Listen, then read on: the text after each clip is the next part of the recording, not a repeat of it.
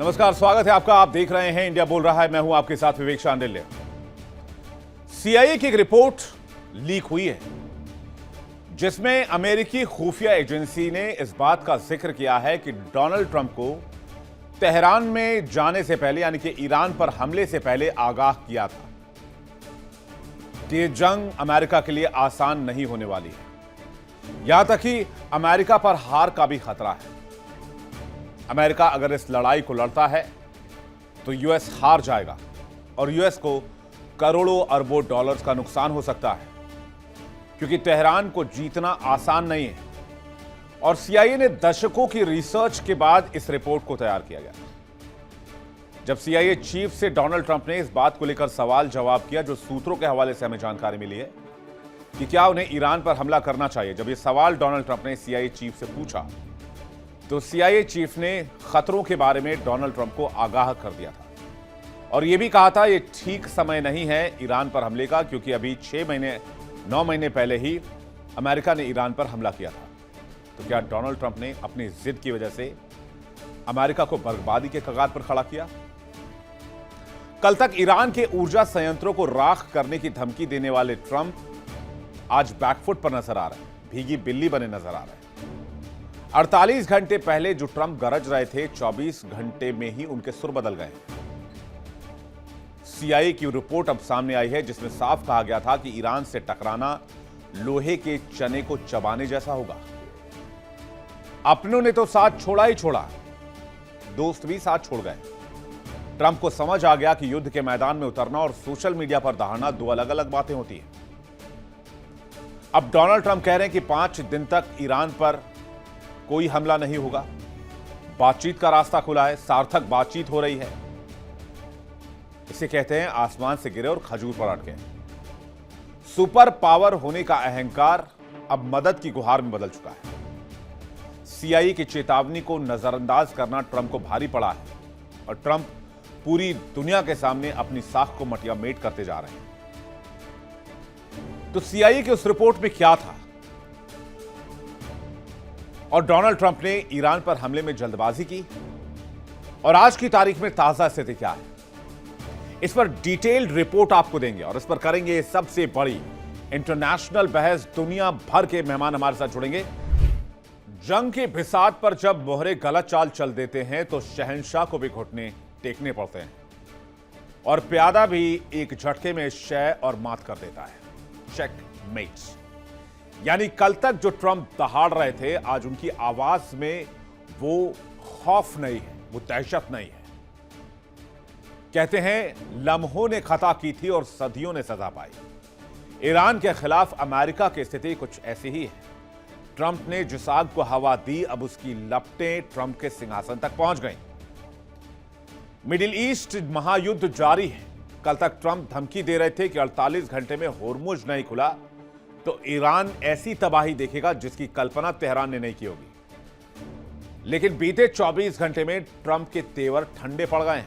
अकड़ बाहर निकल गई है और कह रहे हैं 5 दिन तक एनर्जी ठिकानों को निशाना नहीं बनाएंगे और ईरान के साथ हमारी बातचीत जारी। एक तरफ जब सीआईए ने डोनाल्ड ट्रंप को मना किया था कि ईरान से जंग लड़ना फिलहाल ठीक नहीं है, ये समझदारी वाली बात नहीं होगी,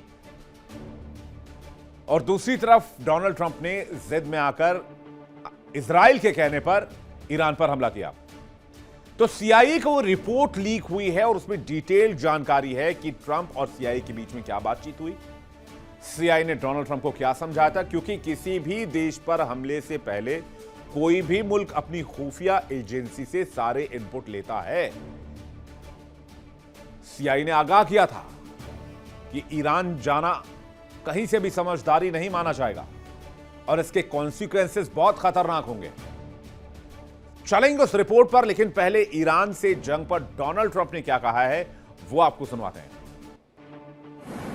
By probably phone, because it's very hard to find a country. It's very hard for them to get out, I guess. But we'll at some point very soon meet. We're doing a 5-day period. We'll see how that goes. And if it goes well, we're going to end up with settling this. Otherwise, we'll just keep bombing our little hearts out. Today, by probably phone because it's very hard to find a country. It's very hard for them to get out, I guess. But we'll at some point very, very soon meet. We're doing a 5-day period. We'll see how that goes. And if it goes well, we're going to end up with settling this. Otherwise, we'll just keep bombing our little hearts out. तो Donald Trump कह रहे हैं हमने 5 दिन का वक्त दिया है, अगर बातचीत ठीक रहती है, चीजें सही दिशा में जाती हैं तो हम इसे खत्म कर देंगे, इस जंग को ओवर कर देंगे। लेकिन डोनाल्ड ट्रंप साहब, आपको तो सीआईए ने वार्न किया था कि ईरान से जंग अमेरिका को भारी पड़ेगी। यह सिर्फ एक देश नहीं है बल्कि पूरे क्षेत्र के बारूद के ढेर पर माचिस जलाने जैसा होगा। ईरान को छेड़ना ठीक नहीं रहेगा। अमेरिका इजराइल ने शुरुआती दौर में हमला तो जोरदार किया, लेकिन ईरान के पलटवार ने अमेरिका की ताकत के घमंड को चकनाचूर करके रख दिया। ज्यादा दिन नहीं बीते, 2 दिन का जो वाकया है वो आपको बताते हैं कि ट्रंप के सुर किस तरह से बदले हैं। उसके बाद सीआईए रिपोर्ट की भी चर्चा करेंगे। अब देखिए स्टैंड कैसे बदला है। पहले डोनाल्ड ट्रंप को लग रहा था कि वो बहुत बड़ा धमाका और बहुत बड़ा कारनामा करने वाले हैं। 22 मार्च को कहते हैं कि 48 घंटे के अंदर होर्मुज ईरान खोल दे वरना ईरान को पछताना पड़ेगा। फिर 23 मार्च को कहते हैं कि हम बातचीत कर रहे हैं, अगले 5 दिन के लिए हमलों को रोकने का आदेश दिया है। बातचीत सकारात्मक दिशा में चल रही है। ईरान के साथ बैकडोर बैक चैनल से बातचीत हो रही है। 23 मार्च को कहते हैं 48 घंटे के अंदर और ज्यादा ताकत से हमला करेंगे। फिर 23 मार्च को कहते हैं अगले 5 दिन तक कोई हमला नहीं होगा। यह है स्टैंड जो चेंज हो रहा है कि अलग अलग ऊर्जा संयंत्रों पर हमला करेंगे। 22 मार्च को कहते हैं। फिर 23 मार्च को कहते हैं पावर प्लांट्स पर कोई हमला नहीं करेंगे। अमेरिकी राष्ट्रपति के बयान को लेकर वैसे पहले ही बहुत सवाल उठते रहे। वो कब क्या कहते हैं ये ना उनको पता होता है ना दुनिया को उनकी बातें समझ में आती हैं। लेकिन ब्रह्म चेलानी जो कि रक्षा जानकार हैं, वो इन्हें मैडमैन थ्योरी कहते हैं। लेकिन सीआईए की रिपोर्ट क्या है जिसके लीक होने से बड़ी जानकारी सामने आई, जिसे दरकिनार कर डोनाल्ड ट्रंप ने बहुत बड़ी भूल की है। सीआईए ने वार्न किया था कि खामनेई को और तेहरान को गिराने का ख्वाब जो आप देख रहे हैं वो ख्वाब हकीकत में अभी नहीं बदल सकता है। सीआईए ने कहा था कि ईरान का नेतृत्व अभी मजबूत है, सरकार गिरने का कोई खतरा ईरान में नहीं, लोगों पर नेतृत्व का असर बरकरार है और अगर ईरान से जंग शुरू हुई तो ईरान जंग जल्द नहीं थमेगा। अमेरिका इजराइल का ऑपरेशन अधूरा रह जाएगा। शीर्ष ईरानी नेतृत्व मतभेद भुलाकर एकजुट हो जाएंगे और ईरान पूरी ताकत से पलटवार करेगा, मुकाबला करेगा। यह जंग के पहले रिपोर्ट दी थी सीआईए ने, क्योंकि आपको फिर से मैं बताता हूं कि अमेरिकी राष्ट्रपति डोनाल्ड ट्रंप ने सीआईए चीफ को बुलाया, बातचीत की और कहा कि हम ईरान पर अटैक करने जा रहे हैं, आपकी क्या राय है। तब यह बातचीत हुई थी और यह मशवरा सीआईए की तरफ से दिया गया था, जो अब रिपोर्ट के जरिए लीक हो गई है। यही रिपोर्ट सौंपी गई थी अमेरिकी राष्ट्रपति को कि आप जो कर रहे हैं उसमें समझदारी नहीं है, अभी आगे मत बढ़िए, सही टाइम नहीं है। याद कीजिए अमेरिका के काउंटर टेररिज्म चीफ जो केंट ने रिजाइन क्यों किया था। जो केंट ने भी वही बात कही थी जो सीआईए की रिपोर्ट में खुलासा हुआ है। जो केंट ने कहा था कि ईरान से अभी कोई इमीडिएट थ्रेट नहीं है, ईरान पर हमला करना अभी समझदारी नहीं है, कोई इमीडिएट थ्रेट नहीं है। फिर भी डोनाल्ड ट्रंप ने जल्दबाजी में इजराइल के चक्कर में ईरान पर अटैक किया और वो भी अमेरिकी इंटरेस्ट के खिलाफ जाकर। इसलिए ट्रंप का रवैया कई तरीके के सवाल पैदा कर रहा है। सीआईए की रिपोर्ट में साफ साफ लिखा हुआ था कि ईरान की मिसाइल क्षमता, उसका सैन्य संगठन IRGC अमेरिकी ठिकानों को बर्बाद कर सकता है, शमशान में बदल सकता है, कब्रिस्तान बना देगा। लेकिन डोनाल्ड ट्रंप कुछ सुनने को तैयार नहीं थे। वो इजराइल के साथ ईरान पर हमले की प्लानिंग कर रहे थे। उन्होंने सीआईए की सलाह को रद्दी की टोकरी में डाल दिया और नतीजा आपके सामने है। आप रोज आंकड़े देख रहे हैं, डिटेल देख रहे हैं, तस्वीरें देख रहे हैं। हालात यह है कि ट्रंप के करीबी भी उनका साथ छोड़ रहे हैं। एक कहावत है हिंदी में बहुत मशहूर, अकेला चना कभी भाड़ नहीं फोड़ता। ट्रंप की वही स्थिति बनती जा रही है। अब डोनाल्ड ट्रंप को जो मैडमैन थ्योरी के ऊपर काम करने वाला नेता कहा जाता है, वो भी समझ लीजिए क्या ट्रंप मैडमैन थ्योरी पर काम करते हैं। आइए समझते हैं क्या है ये मैडमैन थ्योरी। इस थ्योरी का सीधा सा मतलब है खुद को खतरनाक इंसान के तौर पर पेश करना, अनप्रिडिक्टेबल हो जाना कि अगले ही पल क्या फैसला ले लेंगे, जानबूझकर दुनिया के सामने खुद को सनकी पेश करना, जो गुस्से में आकर कोई भी बड़ा कदम उठा लेता है। ट्रंप जानबूझकर ऐसा कर रहे हैं ताकि ईरान खौफ में आ जाए और डर के मारे बिना लड़े अमेरिका के सामने सरेंडर कर दे। लेकिन आज आलम यह है कि इस युद्ध की आग में वो तेहरान को झुलसाने चले थे, ईरान को नुकसान पहुंचाने चले थे। इसमें कोई दो राय नहीं है कि ईरान को भी नुकसान हुआ है और तेहरान को भी नुकसान हुआ है। कई लोग मारे गए हैं, टॉप रिजीम साफ हो चुकी है, कई वफादार मंत्रियों और आईआरजीसी के कमांडर्स को अमेरिका और इजराइल ने मिलकर निशाना बना दिया, ठिकाने लगा दिया। लेकिन ये उतना ही सच है कि अमेरिका को इससे भी बड़ा नुकसान हुआ है। अमेरिका के डोनाल्ड ट्रंप के कई वफादार मंत्रियों सलाहकारों ने इस्तीफा दे दिया या तो दूरी बना ली। अरबों डॉलर का नुकसान हो चुका है। अमेरिका पर कर्ज का अनुमान बढ़कर $39 ट्रिलियन तक पहुंच गया है। अंतर्राष्ट्रीय मंच पर अमेरिका की साख जा चुकी है।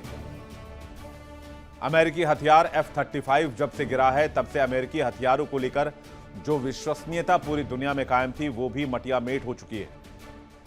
इसलिए अब जब ताकत ने काम नहीं किया है तो ट्रंप दुनिया से मदद की गुहार लगा रहे हैं। मिडिल ईस्ट की जंग में अमेरिका के अंदर भी सवाल है। ट्रंप के अपने ही ट्रंप को कटघरे में खड़ा कर रहे हैं। रिपब्लिकन आइसोलेशनिस्ट गुट रिपब्लिकन पार्टी के भीतर विरोध के सुर उठ रहे हैं। एक अलग सा आइसोलेटेड ग्रुप बन गया है रिपब्लिकन पार्टी के अंदर ही, जो ये कह रहा है कि डोनाल्ड ट्रंप का यह फैसला सही नहीं है। रिपब्लिकन पार्टी के अंदर ही विरोध के सुर है, क्योंकि पार्टी के अंदर ही 32% लोग युद्ध के खिलाफ हैं। वो मानते हैं कि अमेरिका फर्स्ट नीति का उल्लंघन है, ये इजराइल फर्स्ट की नीति है। कैथरीन थॉमसन, जो कि पेंटागन की पूर्व अधिकारी हैं, थॉमसन ने विरोध जताया है। उन्होंने कहा कि इजराइल के लिए लड़ना एंटी अमेरिका है। जो केंट ईरान से जंग के बाद जो केंट ने इस्तीफा दे दिया, नेशनल काउंटर टेररिज्म के चीफ थे और ट्रंप के बहुत वफादार माने जाते थे। लेकिन उन्होंने कहा कि मैं इस जंग का समर्थन नहीं कर सकता हूं, यह अन्याय है और यह बहुत गलत फैसला है अमेरिकियों के लिहाज से। ईरान से कोई सीधा थ्रेट नहीं था। तुलसी गाबार्ड ने जो केंट के इस्तीफे का खुलकर समर्थन किया। ट्रंप ने इजराइल के दबाव में अमेरिका को जंग में झोंका। तुलसी गाबार्ड ने साफ साफ कह दिया। मार्को रूबियो, जो कि विदेश मंत्री हैं, रूबियो ने भी शुरुआत में जंग का विरोध किया था। उन्होंने कहा था कि इजराइल ने अमेरिका को इस जंग में घसीटा है। हालांकि चूंकि डोनाल्ड ट्रंप ऐसे बयान को पसंद नहीं करते हैं तो रूबियो बाद में अपने बयान से पलटने की कोशिश भी करते नजर आए। मैं 24 घंटे के अंदर ट्रंप का बयान बदलना दुनिया के लिए अजूबा नहीं है, बल्कि अमेरिका की सेटबैक का सबसे बड़ा सबूत है। अब वो कह रहे हैं 5 दिन का समय है, बातचीत का रास्ता खुला है। इसे ही कहते हैं 9 दिन चले लेकिन 2.5 कोस। पहले युद्ध का बिगुल फूंका लेकिन अब शांति की राह ढूंढ रहे हैं। असल में CIA की रिपोर्ट और ईरान के कड़े रुख ने ट्रंप को समझा दिया कि लोहे के चने चबाना हर किसी के बस की बात नहीं होती है। मिडिल ईस्ट में जंग शुरू होने के बाद एक सर्वे कराया गया, जिसकी रिपोर्ट भी सामने आई है। अमेरिकियों की नजर में ट्रंप क्या है, उस रिपोर्ट के हिसाब से स्क्रीन पे ये ग्राफिक्स देखते हैं। डोनाल्ड ट्रंप को 65% अमेरिकी अहंकारी मानते हैं, 57% लापरवाह मानते हैं, 56% भ्रष्ट और बेईमान मानते हैं और 57% जो है वो अवसरवादी मानते हैं। ईरान के पलटवार ने ट्रंप के सुपर पावर की इमेज को जमींदोज कर दिया। यहां तक कि अमेरिकियों की नजर में भी अब ट्रंप गुनहगार बन चुके हैं। ईरान ने दिखाया कि उसके पास सिर्फ तेल नहीं है बल्कि टकराने का हौसला भी है। ट्रंप जो कल तक शेर की तरह दहाड़ रहे थे, वो आज मदद के लिए हाथ फैला रहे हैं। ईरान युद्ध में अपनी साख बचाने के लिए पानी की तरह डॉलर बहा रहे हैं। अब जरा कुछ आंकड़े आपको दिखाते हैं जिसे देखकर आप चौंक जाएंगे। जंग में अब तक कितना खर्च हुआ है अमेरिकी राष्ट्रपति के लिए। अमेरिका अभी तक इस जंग में $2,50,000 फूंक चुका है। हर दिन का खर्चा $9,400 करोड़ है। हर घंटे का खर्च 392 करोड़ है। हर मिनट का खर्च $6.5 करोड़ है। हर सेकंड का खर्च $10.8 लाख है। यानी डोनाल्ड ट्रंप ने जो कहानी शुरू की थी उसका अंत बेहद दर्दनाक हो रहा है। अमेरिका आर्थिक तौर पर भी ब्लीड कर रहा है और साख के लिहाज से भी बहुत नुकसान में है। लेकिन डोनाल्ड ट्रंप की पहल 5 दिन वाली ब्रेक की बात क्या ये शांति लाएगा या तूफान से पहले की खामोशी है? और क्या CIA की रिपोर्ट को अमेरिका को दरकिनार, अमेरिकी राष्ट्रपति को दरकिनार नहीं करना चाहिए था? क्या ये बहुत बड़ी भूल थी? बातचीत करने के लिए मेहमानों का एक बड़ा पैनल हमारे साथ मौजूद है। मेजर जनरल अनुज माथुर हमारे साथ जुड़े हैं, रक्षा विशेषज्ञ ब्रिगेडियर शारदेंदु हमारे साथ जुड़ रहे हैं, रक्षा विशेषज्ञ लेफ्टिनेंट कर्नल हिमांशी सिंह हमारे साथ जुड़ रही हैं, रक्षा विशेषज्ञ पूर्णिमा नाथ हमारे साथ जुड़ रही हैं, राजनीतिक विश्लेषक और भू राजनीतिक जानकार अमेरिका से इस वक्त लाइव जुड़ रही हैं। आपका भी बहुत स्वागत है। आप सभी मेहमानों का बहुत स्वागत है। सबसे पहला सवाल मैं माथुर सर आपसे लेना चाहूंगा। फर्स्ट क्वेश्चन है, CIA की रिपोर्ट को अमेरिका ने क्यों दरकिनार किया? क्या इजराइल की तरफ से प्रेशर था? क्या मोसाद के पास कोई एप्स्टीन फाइल से जुड़े फुटेज या वीडियो या कोई सेंसिटिव जानकारी है?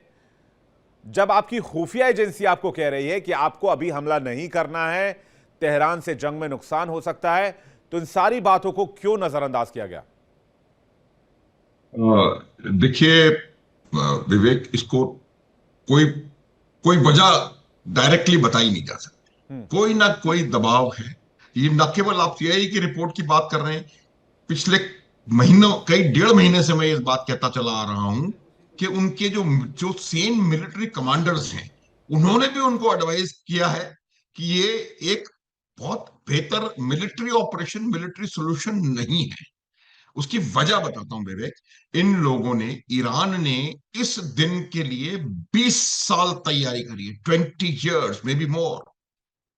उन्होंने जो अमेरिका की प्लेबुक है उसको गहराई से पढ़ा है और उनको पता है कि हर बार अमेरिका क्या करता है कि वो गो सिर ढूंढो, सिर तन से जुदा करो, तन अपने आप गिर जाएगा। शतरंज का खेल है कि बादशाह गया तो गेम ओवर। ये हुआ नहीं ईरान के केस में। क्यों नहीं हुआ? क्योंकि ईरान ने इसको देखा कि सद्दाम के साथ क्या हुआ, गद्दाफी के साथ क्या हुआ, सीरिया में क्या हुआ, वेनेजुएला में क्या हुआ। इस चीज को वो स्टडी करते रहे थे और इसलिए उन्होंने एक ऐसी सॉलिड स्ट्रेटेजी तैयार करी थी। और वो स्ट्रेटेजी कोई कल का या परसों का या 2025 में जो हमले हुए थे उसका नतीजा नहीं। ये स्ट्रेटेजी बहुत पुरानी एक स्टडी के ऊपर आधारित है। और इस स्ट्रेटेजी में एक बहुत इंपॉर्टेंट जो इशू था वो ये था कि अपने भूगोल को किस तरह से एक हथियार के तौर पर इस्तेमाल किया जाए। Use your geography, weaponize your geography. और यही इजराइल ने, ईरान ने किया। उनको पता था कि अमेरिका आके वही करेगा। मौका देख करके, छलावे के साथ आकर के, डिसीव। छलावा में क्यों कह रहा हूं ये बात समझने की है, क्योंकि जब ओमान के साथ, ओमान में बातचीत हो रही थी, जेनेवा में जो बातचीत हो रही थी, उसमें कहीं ना कहीं ये निकल करके बाहर आ रहा था कि ईरान झुक तो नहीं कहूंगा, ईरान अपनी जो रिक्वायरमेंट्स है उनको टोन डाउन करने के लिए तैयार है। ईरान बातें मानने को तैयार था। तो ऐसा माहौल उस समय क्रिएट हो रहा था कि शायद कोई अब निकट भविष्य में कोई किसी प्रकार का हमला नहीं होगा।